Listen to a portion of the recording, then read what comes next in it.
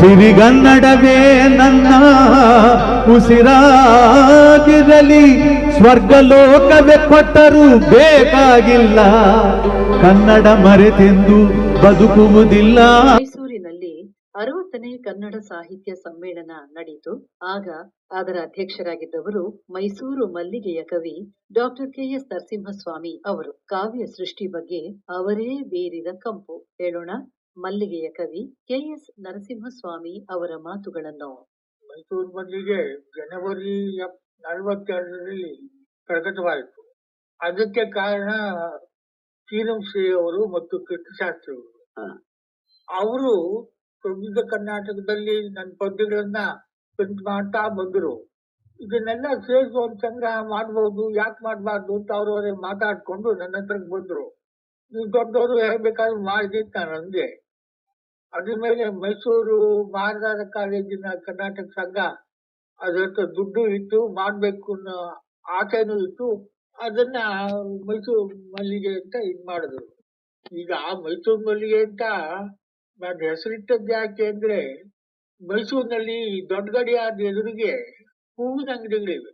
ಅಲ್ಲಿ ಸೊಗಸಾದ ಮಲ್ಲಿಗೆ ಹೂವು, ಒಳ್ಳೆ ಚೆಂಡು ಸಂಪಿಗೆ ಇದನ್ನೆಲ್ಲ ಹಾಕಿ ಮಾಲೆಗಳು ಕಟ್ಟೋರು, ದಂಡೆಗಳು ಕಟ್ಟೋರು. ನಾನು ಪ್ರತಿ ಸಾಯಂಕಾಲ ಆ ಕಡೆ ಹೋಗುವೆ.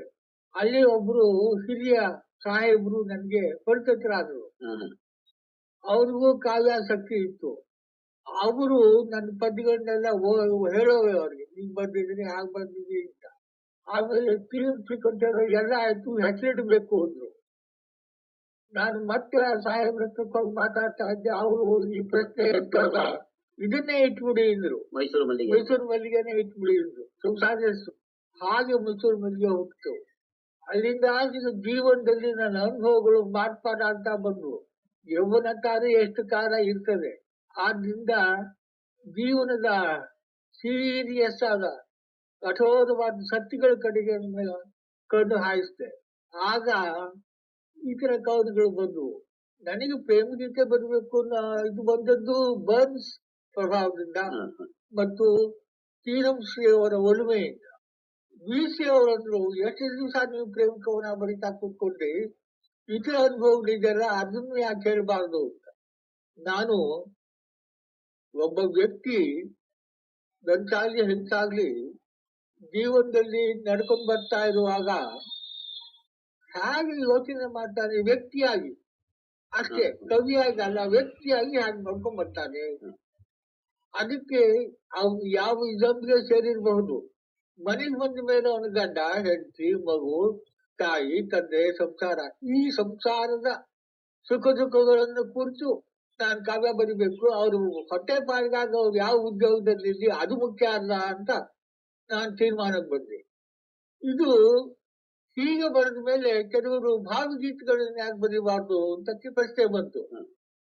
ಬರೀಬಹುದು, ಗೀತೆಗಳು ಕವನಗಳು ಬೇರೆ ಇದೆ ಇಂಗ್ಲಿಷ್ ನಲ್ಲಿ, ಪಯಮ್ಸ್ ಅಂಡ್ ಸಾಂಗ್ಸ್ ಅಂತ ಮಾಡ್ಬೋದು. ಅದಕ್ಕೆ ಅಂತ ಬಂದ ಮಾಡಿದ್ದಾರೆ ಅಂತಂದೆ. ಅದ್ರ ಮೇಲೆ ನಾವು ಪಲ್ಲವ ಅಂತ ಒಂದ್ ಕಡೆ ಕಲೆಕ್ಷನ್ ತಂದೆ.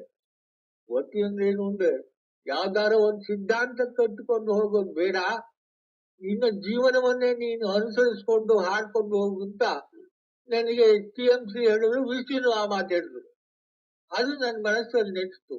ಆದ್ರಿಂದ ನನ್ನ ಕವನ ಮೈಸೂರು ಮಲ್ಲಿಗೆಯಲ್ಲಿ ಕೋಮಲವಾದ ಭಾವಗಳು, ಮಾನವ ಸಹಜವಾದ ಭಾವಗಳು ಇವು ಬಂದು ಬರ್ತಾ ಬರ್ತಾ ಧ್ವನಿ ಏರ್ಸಿ ಮಾತಾಡುವಂತ ಧ್ವನಿ ಬಂತು. ಅದನ್ನು ಮಾಡಿದೆ.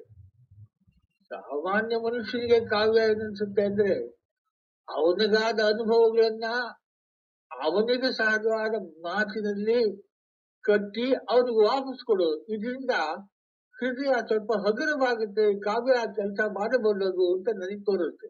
ಸತ್ಯವಿದು ಕನ್ನಡ ನಾಡಲಿ ಹುಟ್ಟಲು ಪುಣ್ಯವು ಬೇಕು, ದೇವರ ದಯೆಯಿಂದಲಿ ಈ ಭಾಗ್ಯವು ದೊರೆತರೆ ಸಾಕು.